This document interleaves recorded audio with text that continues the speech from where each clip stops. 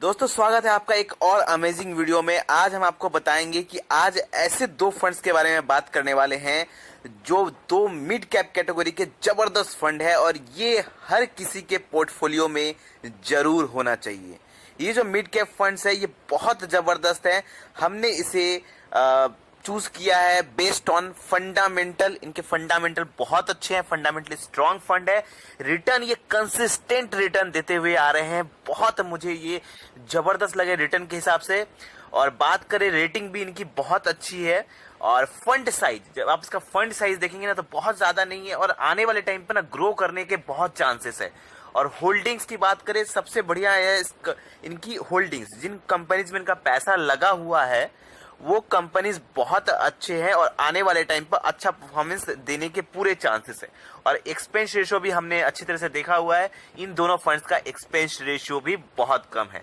तो ये जो दोनों फंड्स है बहुत जबरदस्त होने वाले हैं। अगर आप एसआईपी करते हैं या आप लमसम करते हैं या आप दोनों में से किसी भी चीज में इन्वेस्ट करते हैं तो आपको ये दोनों फंड्स आपके पोर्टफोलियो में जरूर होने चाहिए। ठीक है, तो ये दोनों फंड्स हम आपको बात करेंगे और बात करेंगे कि कैसे ये आपको कितना रिटर्न दे सकते हैं, क्योंकि बहुत पोटेंशियल है इन दोनों फंड्स में अच्छे रिटर्न देने का। चलिए हम बात करते हैं। पहले मैं दूसरे नंबर वाले फंड के बात करूंगा, उसके बाद मैं पहले नंबर वाले पे जाऊंगा और मैं बात करूंगा कि ये फंड्स क्यों इतने जबरदस्त हैं। तो चलिए मैं दूसरे नंबर के फंड की बात करता हूं। उस फंड का नाम है Mirae Asset mid cap fund. ठीक है, ये जो फंड हमने चूज किया, इसके बाद हम पहले नंबर वाले पे भी जाएंगे। तो पहले हम इस फंड के बारे में बात कर ले, क्यों इतना जबरदस्त लगा मुझे। टॉप 2 फंड्स हम आपको बता रहे हैं आज मिड कैप के। तो मीरा एसेट मिड कैप जो फंड है, इसकी अगर हम बात करें तो रिटर्न आप पहले देखिए। रिटर्न पे पहले बात करते हैं। रिटर्न इसने दिया हुआ है तकरीबन 29% का। ठीक है, ये जो रिटर्न है ये ओवरऑल रिटर्न है, मतलब जब से ये मार्केट में आया हुआ है तब से जो इसका एवरेज रिटर्न है ये है 29% का। ठीक है, तो रिटर्न वाइज बहुत जबरदस्त रिटर्न इसने दिया हुआ है और 29% बहुत अच्छा रिटर्न माना जाता है मिड कैप कैटेगरी में। तो चलिए रिटर्न के मामले से तो बहुत अच्छा है। अब बात करें इसकी एनएवी की, तो जब मैं ये वीडियो बना रहा हूं इस टाइम इसकी एनएवी तकरीबन 31 रुपए के आसपास चल रही है, 31 रुपीज के आसपास चल रही है। और रेटिंग की मैं बात करूं तो 4 स्टार इसकी रेटिंग है। इसे 4 स्टार रेटिंग मिला हुआ है मिड कैप कैटेगरी में। रेटिंग देखना भी बहुत जरूरी है जब आप फंड चूज करते हैं। तो और बात करें इसके फंड साइज की, अब चलिए बात करें फंड साइज की। तो फंड साइज देखिए 12,800 सीआर के आसपास इसका फंड साइज है। अब बहुत सारे लोग कहते हैं कि फंड साइज ज्यादा होना चाहिए, लेकिन मैं मानता हूं कि फंड साइज अगर बहुत ज्यादा है किसी फंड का तो वो जो फंड है वो बहुत ज्यादा आपको लॉन्ग रन में रिटर्न नहीं दे सकता। देगा रिटर्न, ऑब्वियसली अच्छा ही रिटर्न देगा, लेकिन वो रिटर्न नहीं देगा जो आप एक्सपेक्टेड कर सकते हैं। ये जो जिसका ज्यादा फंड साइज होता है वो आपको रिटर्न देगा तकरीबन 14-15% का रिटर्न आराम से दे देगा। लेकिन आप ऐसे अगर फंड चूज करते हैं जो फंडामेंटली स्ट्रांग हो और उसका फंड साइज भी कम हो और उसमें पोटेंशियल हो आने वाले समय पर अच्छा रिटर्न देने की, तो जब उसका फंड साइज कम है तो जब उसमें लोग ज्यादा इन्वेस्ट करेंगे, उसका फंड साइज बढ़ेगा, तो डेफिनेटली वो आपको ह्यूज रिटर्न दे सकता है। ऐसे रिटर्न दे सकता है जो बाकी फंड्स नहीं देंगे जिनका फंड साइज ज्यादा है। तो इसलिए मैं ऐसे फंड सर्च करते रहता हूं, ऐसे फंड में खोजते रहता हूं, रिसर्च करते रहता हूं अपने ऑडियंस के लिए जिसका फंड साइज कम हो लेकिन उसका जो फंडामेंटली स्ट्रांग फंड होने चाहिए और ऐसे फंड होने चाहिए जिनकी होल्डिंग्स अच्छी हो, अच्छे अच्छे कंपनीज में पैसा लगा हो और वो अच्छा काम कर रही हो लगातार। तो ऐसे फंड चूज करना बहुत जरूरी है जिसका फंड साइज भी कम हो और फंडामेंटली स्ट्रांग भी हो। तो ये जो दोनों फंड्स मैं बता रहा हूं, ये दोनों फंड्स के फंड साइज कम है। अब इसका फंड साइज देखिए 12,800 के सीआर के आसपास इसका फंड साइज है, जो कि मिड कैप कैटेगरी में बहुत कम माना जाता है। लेकिन इसका होल्डिंग्स अगर आप देखेंगे तो 68 कंपनीज में इसकी होल्डिंग्स है। बहुत अच्छे अच्छे कंपनीज में पैसा लगा हुआ है, अच्छा काम कर रही है कंपनीज वहां पर।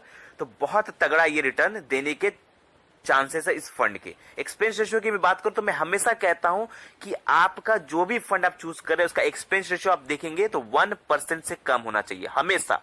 और इस फंड इसका एक्सपेंस रेशियो 0.57% का है, 1% से बहुत कम है। तो ये जो Mirae Asset mid cap fund है मुझे बहुत पर्सनली अच्छा लगा।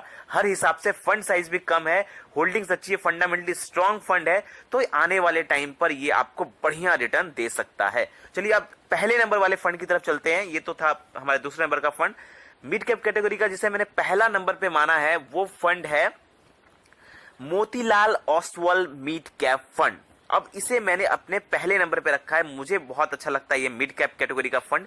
क्यों अच्छा लगता है इसके बारे में पहले बात करूंगा। सबसे पहले मैं बात करता हूं कि इसके रिटर्न कितनी है।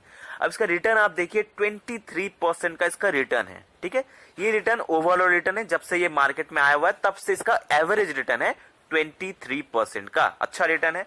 एनएवी की बात करें तो जब मैं वीडियो बना रहा हूं उस टाइम इसकी एनएवी चल रही है तकरीबन 80 रुपए के आसपास।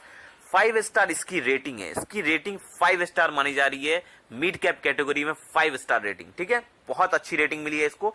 अब यहां पर गौर करिए इसकी फंड साइज की। अब इसका जो फंड साइज है ना, ये है 6800 CR के आसपास। मतलब जो हमने इसके पहले फंड के बारे में बात किया था मीरा एसेट, उसका 12,000 था, इसका सिर्फ 6,000 के आसपास है। उससे तकरीबन आधा फंड साइज है इसका।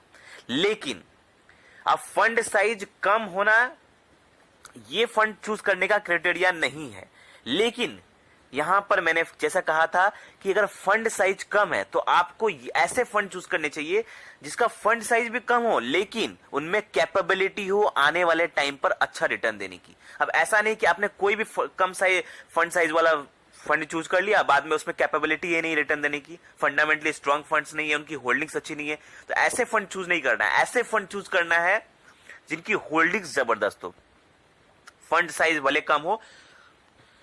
तो फंड साइज कम होने है लेकिन इसकी फंडामेंटली स्ट्रांग फंड है। होल्डिंग्स अगर आप देखेंगे इसकी 30 कंपनीज में इनका पैसा लगा हुआ है और सारे जब आप कंपनीज देखेंगे अच्छा काम करने वाले कंपनीज है, अच्छी इनकी होल्डिंग्स है। एक्सपेंस रेशियो की मैं बात करूं तो 0.65% का इनका एक्सपेंस रेशियो है, तो 1% से कम का एक्सपेंस रेशियो है। तो ये जो Motilal Oswal mid cap fund है ये मुझे बहुत अच्छा लगा क्योंकि फंड साइज कम है और इसका जो होल्डिंग्स है, इनकी जो काम कर रहा है, जो फंड मैनेजमेंट है इनका बहुत सही है।